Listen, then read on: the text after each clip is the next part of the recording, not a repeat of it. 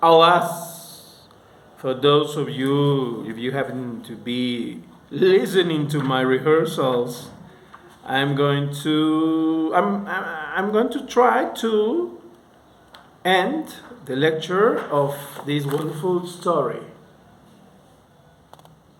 Simon Magus.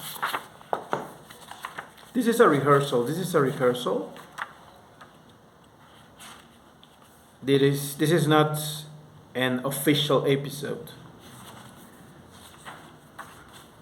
Should I read once again that complex paragraph? Should I? Could I? Would I? I already read number 1, number 2.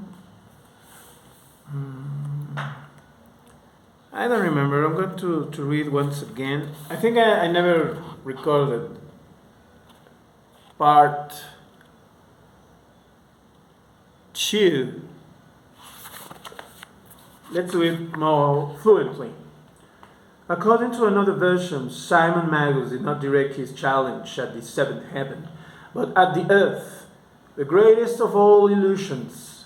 So Simon lay on his back, his hands behind his head, in the shade of a giant olive tree, staring up at the sky, at the horror of the heavens.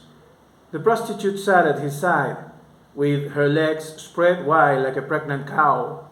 As a Christian polemist notes, though we cannot be certain whether he is reporting his own observations or citing an eyewitness, or simply making it up, the olive tree and its meager shade remain the only hard facts amid the multifarious evidence in the curious story of Simon's miracles. And so chance willed it that Peter and his men should come upon him there. And so chance willed it that Peter and his men should come upon him there. Doubtless provoked by Sophia's unworthy bearing, one of the disciples, his head turned away to shield him from temptation, asked Simon whether it was better to sow on earth and reap in heaven, or to cast one's seed to the winds, a scholastic question requiring an unambiguous answer. Unambiguous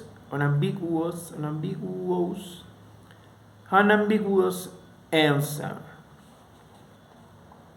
Simon propped himself up on one elbow and rising no farther.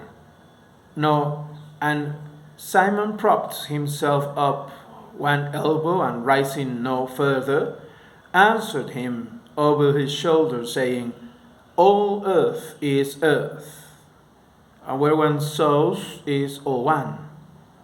True communion comes from the commingling of man and woman."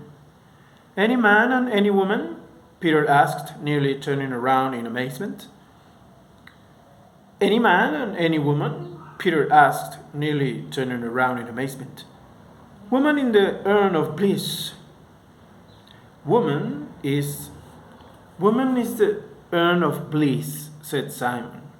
"And you, like all dimwits, you stop up your ears to keep them free of blasphemy.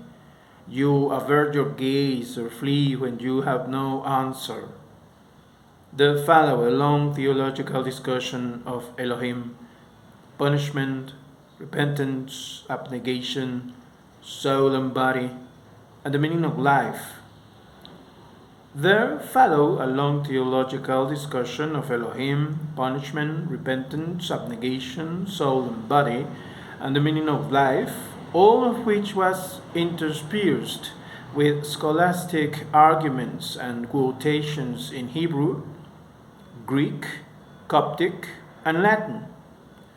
"The soul is Alpha and Omega," Peter concluded. "What is good is what is pleasing to God. Works are not good or bad in themselves," said Simon. Morality is defined by men, not God. Acts of charity are a guarantee of life everlasting, said Peter. Acts of charity are the guarantee of life everlasting, said Peter. Acts of charity, acts of charity are a acts of charity are a guarantee of life everlasting, said Peter. Miracles are proof for those who still doubt. Can your God repair the damage done to a virgin? Asked Simon, glancing at his companion.